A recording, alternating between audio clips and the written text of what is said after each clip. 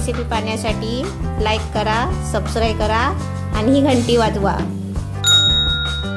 नमस्ते, मी पेरूचा उपमा बनवते आहे। त्यासाठी लागणारं साहित्य दाखवते। हा पेरू आहे। पेरू बघा मोठा आहे आणि कच्चा पिकलेला पेरू आहे। त्यासाठी 1 वाटी रवा घेतलाय, थोडेसे काजू आहे, थोडेसे बदाम, मनुका, त्याच्यासाठी हे सर्व अर्धा चमचे आहे। मोहरी, मेथी दाणे आहे, चण्याची डाळ आहे, उडदाची डाळ आहे। हे 2 चमचे साखर घेतली आहे, चवीपुरतं मीठ घ्यायचं आहे। हे 2 चमचे घी आहे। ही मिरची घेतली आहे, ही 3-4 मिरची अख्खी घेतली आहे आणि 3 मिरची कापून तुकडे करून घेतले आहे। थोडीशी कोथिंबीर आहे, 1 वाटी पनीर आहे, 1 वाटी मटर आहे आणि मटर मी थोडे शिजवून घेतलेले आहे आणि 1 छोटा कांदा कापून घेतलाय बारीक चिरून। हे कढीपत्त्याची पानं आहे।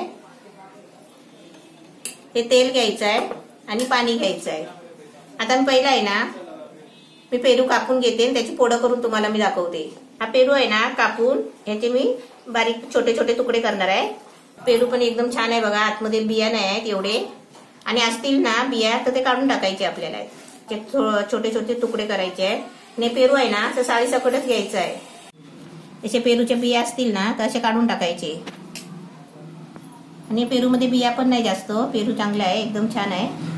आता याचे सर्व बी काढून घेतलाय, बिया आहेच नाही त्याच्यामध्ये, एवढा मोठा पेरू आणि त्याच्यामध्ये बिया बघा थोडेसेच। आता याचे आहे ना बारीक बारीक तुकडे करून घेते बटाट्यासारखे आणि तुम्हाला दाखवते। पेरू कापून बघा ते चांगली फोडं करून घेतले आहे। आता मी तुम्हाला याच्या पुढचं दाखवते। गॅस पेटवलाय, पॅन ठेवलाय। आता याच्यामध्ये आहे ना मी घी टाकते 2 चमचे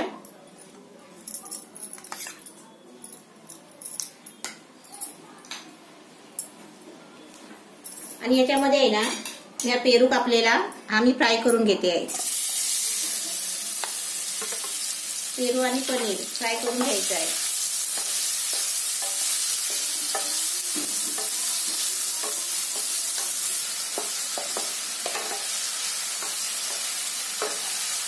पेरू असं चांगला फ्राय करायचा आणि त्याच्यानंतर आहे ना त्याच्यामध्ये पनीर टाकायचं। पनीर पण फ्राय करून घ्यायचं आहे। आता त्याच्यामध्ये पनीर टाकते।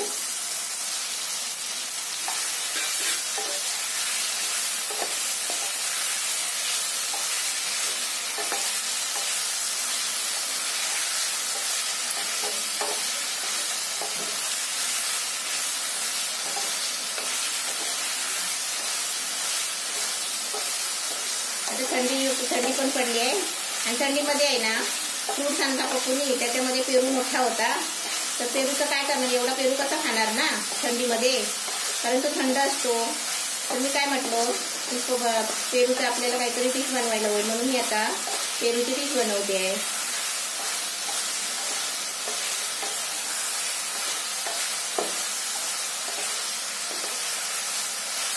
आता याच्यामध्ये आहे ना थोडंसं मीठ टाकते।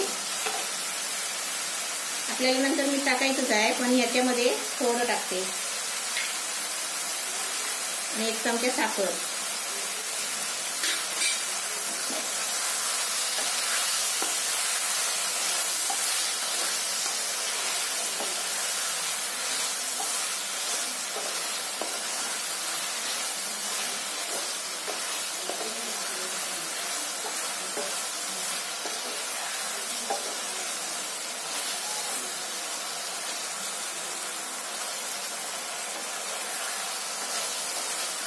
पनीर आणि पेरू बघा मस्त छान फ्राय झाला आहे। आता हे मी काढून घेते आणि याच्यामध्ये रवा भाजते।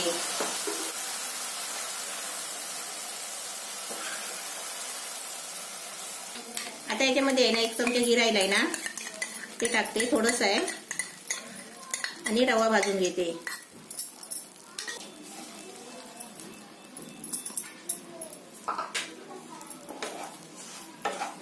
रवा भाजताना गॅस आहे ना फास्ट करायचा, कमी करायचा, आणि कमीच ठेवला ना आपण तर रवा भाजायला टाइम लागतो।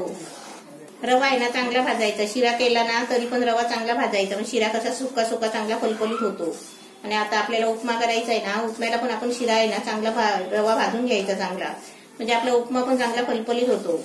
नाहीतर काय होतं माहितीये का, रवा कच्चा असला ना की तो उपमा आपला आहे ना चिकट होतो।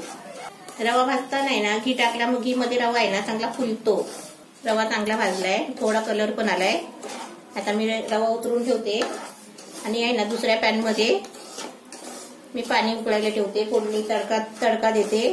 रवा भाजून झालाय. आता मी आहे ना कढईमध्ये तेल टाकते. तेल टाकलंय, त्याच्यामध्ये मोहरी टाकते आणि सर्व बाकीचं साहित्य आहे ना आता तडक्यालाच टाकून द्यायचं आहे. उडदाची डाळ टाकली, चण्याची डाळ, मेथीचे दाणे, कांदा टाकते. कांदा चांगला फ्राय झालाय. आता त्याच्यामध्ये आहे ना मिरची टाकते. मी थोडी कापून का टाकली आणि थोडी अख्खी ठेवली का माहितीये का, ते जास्त तिखट व्हायला नको. आपल्याला जास्त तिखट लागलं ना तर आपण कापून टाकू शकता. आता याच्यामध्ये कढीपत्त्याची पानं टाकते.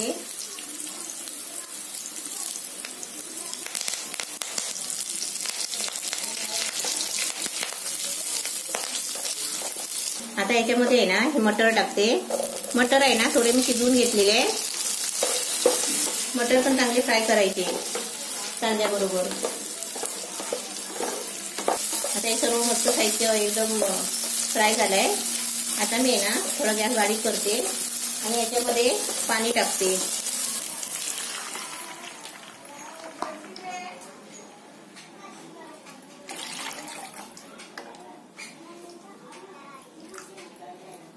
अडीच वाटे पाणी टाकलंय. आता मी गॅस फास्ट केलाय आणि आता ह्याला आहे ना उकळी यायला द्यायची आहे. उकळी यायला मी झाकण ठेवला होता व छान उकळी आली आहे. आता याच्यामध्ये आहे ना हे ड्रायफ्रूट टाकते. थोडंसं चवीपुरतं मीठ टाकायचं. मी पनीरमध्ये आणि पेरूमध्ये थोडंसं मीठ टाकलेला होता आणि थोडं चवीपुरतं टाकायचं आहे. आता ही साखर टाकायची आहे आणि याच्यामध्ये आहे ना हे पेरू आणि पनीर टाकायचं. हे सगळं मिक्स करायचं आणि याच्यामध्ये रवा टाकायचा. गॅस मी बारीकच करून ठेवलाय.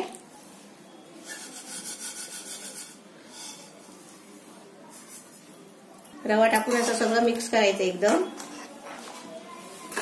आणि याच्यावरती झाकण ठेवायचा.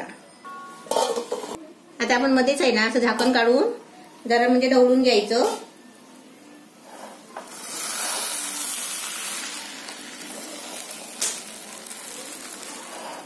एकदम मस्त छान झालंय बघा. गॅस मी एकदम बारीक ठेवलाय. एकदमच छान झालाय. आता 2 सेकंदसाठी झाकण ठेवते आणि तुम्हाला आहे ना काढून दाखवते.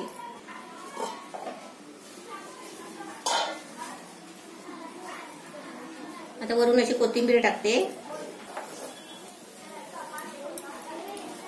मस्त झालाय उपमा. आता मी तुम्हाला काढून दाखवते. पेरूचा उपमा एकदम छान झालाय.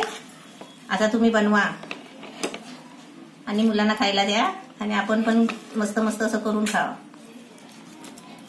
एकदम मस्त छान झालाय बघा. एकदम फलफलीत झालाय. आता मी तुम्हाला सर्वच काढून देते. अजून तुम्ही खायची सुरुवात करा. पेरूचा उपमा एकदम मस्त झालाय आणि छान पण झालाय. आता तुम्ही बनवा आणि मला तुम्ही कमेंटमध्ये सांगा की कसं झालं ते.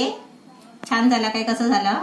आणि तुम्हाला पेरूची अजून कोणती डिश पाहिजे असेल ना तर तुम्ही मला सांगू शकता. भाजी, चटणी वगैरे असं सगळं काय बनवता. पण मी आज तुम्हाला उपमा करून दाखवलाय. असं तुम्ही पण उपमा बनवा. पेरू आणा आणि पेरूचा उपमा बनवा आणि कसा झाला तो मला सांगा. आणि माझी रेसिपी तुम्ही बघाल ना तेव्हा पण तुम्हाला कशी वाटते ते पण मला सांगा. आणि माझी रेसिपी बघताना आहे ना लाईक करा, सबस्क्राईब करा आणि घंटी वाजवा. नवीन रेसिपी पाहण्यासाठी लाईक करा, सबस्क्राईब करा आणि ही घंटी वाजवा.